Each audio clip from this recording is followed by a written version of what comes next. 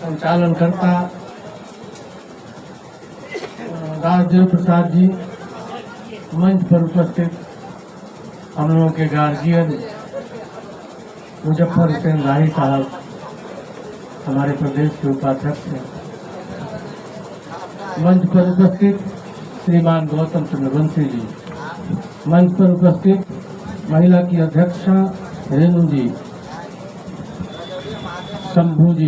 शंभू यादव जी, प्रखंड अध्यक्ष नरहट, श्रीमान गौतम चंद्र वंशी जी, भोला यादव जी, मुकेश कुमार जी, श्रीमान गणेश रविदास जी, विकास कुमार सोलंकी जी, नागेंद्र जी, ब्रह्मदेव यादव जी, श्रीमान कामदेव दास जी, विश्वजीत जी, श्री सुमित कुमार चंद्रवंशी साहब, संजय चौधरी जी, श्याम सुंदर कुशवाहा जी, राजेश प्रसाद पूर्व सैनिक जी, कपिल देव प्रसाद जी, लखन यादव जी, सुधीर राजवंशी जी, विकास यादव जी, देवेंद्र यादव जी, श्री कामदेव दास जी, कारू राजवंशी जी, लखन जी, सीताराम चौधरी जी, नौजवान साथी चंदन चौधरी जी, परमेश्वर मंडल जी, संजय राजवंशी जी, उमेश शर्मा। साथियों, आज जो देश में समस्या है, आज अंबेडकर परिचर्चा में हम लोग आप लोगों के बीच में आए हैं। आप लोगों को लगा होगा कि इसकी जरूरत क्या पड़ी है। हमारे लोग जो आज इस चर्चा में उपस्थित हुए हैं, ये प्रशिक्षण के लिए ये चर्चा हुआ था। साथियों, आज मुजफ्फर हुसैन राही साहब ने अपने माध्यम से बाबा साहब अम्बेडकर का चौधरी जी जो नौजवान साथी हैं,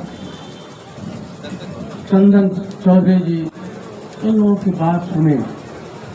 बाबा साहब का जो उद्देश्य था, हमारे माननीय लालू प्रसाद जी जो उस उद्देश्य को लेकर के आगे बढ़ने का काम किया, उनके साथ अनेक संकट आया, उसी के कारण तरह तरह के मुकदमे में फंसाए गए। आदरणीय तेजस्वी यादव जी उस कारवा को आगे लेकर चलने का काम किया, उनको भी तरह तरह की यातनाएं दी जा रही है। साथियों, उससे घबराने की जरूरत नहीं है। बाबा साहब का जो सपना था ऊंच नीच भेदभाव का, हम इसीलिए उपस्थित हुए हैं कि आज प्रखंड ये हमारे अध्यक्ष जी श्रीमान उदय जी, मैं इनसे कहना चाहता हूं कि बाबा साहब का वो सपना उस दिन साकार होगा जिस दिन हमारे प्रखंड के प्रखंड अध्यक्ष और तमाम मजबूत लोग जो यहाँ उपस्थित हैं, एक एक कमजोर वर्ग के लोगों को सहारा देकर उनको आगे बढ़ाने का, उठाने का काम करे। यही संकल्प लेके अगर जाएंगे तो माननीय तेजस्वी प्रसाद यादव, माननीय लालू प्रसाद यादव जी का असली सपना साकार होगा। साथियों, देश जो है चौराहे पे चल रहा है। आज देश भर में भटकाने के लिए समाज को नकाब और हिजाब की बात कही जा रही है। इसको जानिए, समाज के बीच तनाव फैलाने की लगातार कोशिश हो रही है। दोस्तों, समझना होगा इस नकाब के पीछे कौन कौन लोग काम कर रहे हैं। नकाब एक ऐसी वस्तु है, एक ऐसा वस्त्र है जिनको पहन लेने के बाद पता नहीं चलता है कि कौन लोग हैं इसके पीछे। साथियों, ये अंदर कौन बैठा है? साथियों, मनुवाद को बढ़ाने वाले लोग आज उस नकाब के आड़ में, उस हिजाब के आड़ में हम लोगों के बीच नफरत परोसने का काम कर रहे हैं। साथियों, होशियार रहना होगा इन मनुवादी विचारधारा वाले लोगों से। और ये लोग बाबा साहब अम्बेडकर का जो बनाया हुआ संविधान है उसको जलाने का काम किए। ये किसी बीच में नकाब और हिजाब की लड़ाई में हम लोगों को फंसा करके मनुस्मृति को लाना चाहते हैं। साथियों, इससे होशियार रहने की जरूरत है। राही साहब ने ठीक कहा था, कब तक बैठ के हम लोग देखेंगे? कफन बांध के आगे जब तक नहीं उतरेंगे, पिछड़ों को, दलितों को आगे आना होगा। उनकी लड़ाई, जो समाज के मजबूत लोग हैं उनको लड़ने की जरूरत है। साथियों, यही संकल्प है बाबा साहब का। और साथ ही एक चीज और मैं बताना चाहता हूँ कि भारतीय जनता पार्टी के लोग तो हमेशा से ये कह रहे हैं कि हम फ्री में अनाज दे रहे हैं। 2007 में अर्जुन सेन गुप्ता जी की एक कमेटी बनी थी। हमारे लोगों को ऐसे भी गुमराह किया जा रहा है कि हम फ्री में अनाज दे रहे हैं, 80 करोड़ लोगों को अनाज दे रहे हैं। कोई हमको फ्री में अनाज और हमको जो अनाज मिल रहा है वो बाबा साहब के संविधान के वजह से मिल रहा है, न कि इन मनुवादियों के संविधान के वजह से मिल रहा है। 2007 में अर्जुन सेन गुप्ता की कमेटी बनी थी, जिसमें यह पता चला कि भारत में 83 करोड़ लोग अपने जीवन यापन करने, 83 करोड़ लोग गरीबी रेखा से नीचे है और 29 करोड़ जिसकी कमाई 6 रुपया मात्र है। 2007 में आदरणीय लालू प्रसाद जी के पास पर कांग्रेस की सरकार, मनमोहन सिंह जी की सरकार थी। कमीशन का रिपोर्ट आया और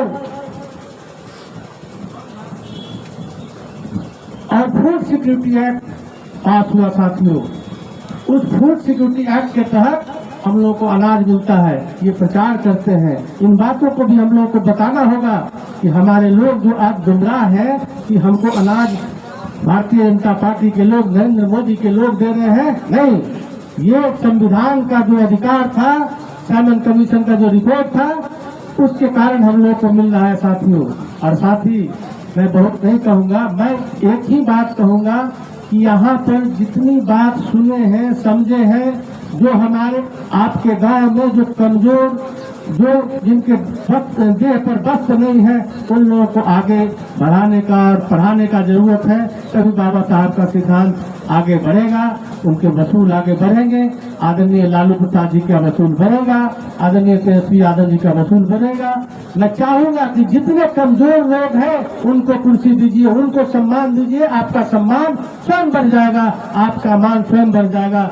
और अपने जो लोग हैं, जो पिछड़े लोग हैं, जो दलित लोग हैं, उन लोगों को पढ़ने का भी लालसा दिलाइए। और उनके पास कॉपी किताब नहीं हो तो आप लोग जो संपन्न लोग हैं उनको शिक्षित बनाइए, समाज हमारा सुधर जाएगा साथियों। इसलिए मैं चाहता हूँ कि यहाँ से एक संकल्प लेकर के जाए कि जो हमारे यहाँ कमजोर दलित पिछड़ा लोग हैं उसको कैसे सहयोग करें, उनको बच्चों को पढ़ाएं। अगर उनको पढ़ा देंगे तो ये जो लड़ाई बाबा साहब ने छेड़ा था वो खत्म हो जाएगा।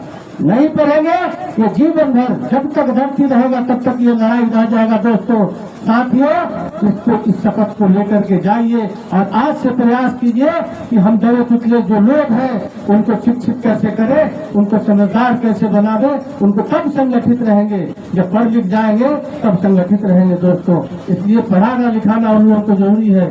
और मैं एक बात आपको बता देना चाहता हूँ, अभी चुनाव नहीं, लेकिन फिर ये बेईमान आज जो पिछड़ा का बेटा एक जगह इकट्ठा हुआ है तो इनके पेट में फिर दर्द शुरू हो गया है साथियों। मैं बताना चाहता हूं कि फिर ये कोई नया बखेड़ा खड़ा करेगा पूरे देश के अंदर। वो नहीं चाहता है कि बिहार का पिछड़ा का बेटा भारत के गद्दी पर बैठे।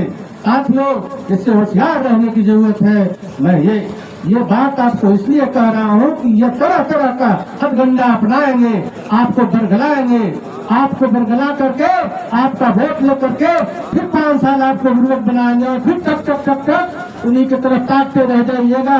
समय रोज एक एक दिन गुजर रहा है साथियों। सबसे पहले आप लोग ये कसम खाएं कि जो हमारे यहाँ दलित पिछड़ों का बच्चा है उनको पढ़ाए और उनको हम अपने साथ बैठाए, उनको सम्मान दे साथियों। तभी हमारा भारत अच्छी परिकल्पना का देश आगे बनेगा। साथियों, इनसे होशियार एकदम रहिएगा। ये दंगा फसाद फिर चालू कराना चाहेंगे, इनसे होशियार रहने की जरूरत है।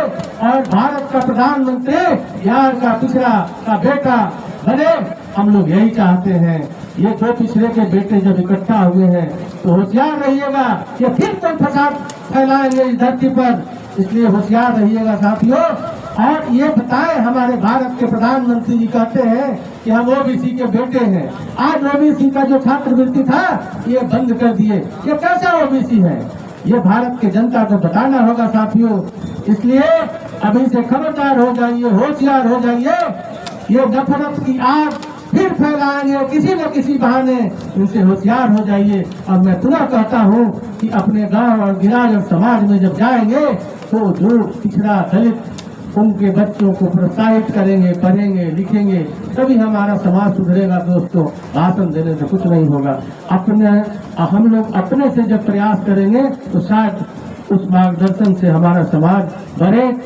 मैं इन्हीं शब्दों के साथ, आप लोग बहुत देर से बैठे हुए हैं, पक रहे होंगे, मैं इन्हीं शब्दों के साथ फिर से गुजारिश करूंगा कि अपने समाज की रक्षा स्वयं करें। और मैं अपनी वाणी को विराम देता हूँ। जय हिंद, जय भीम, जय भारत, जय लालू, जय श्री यादव।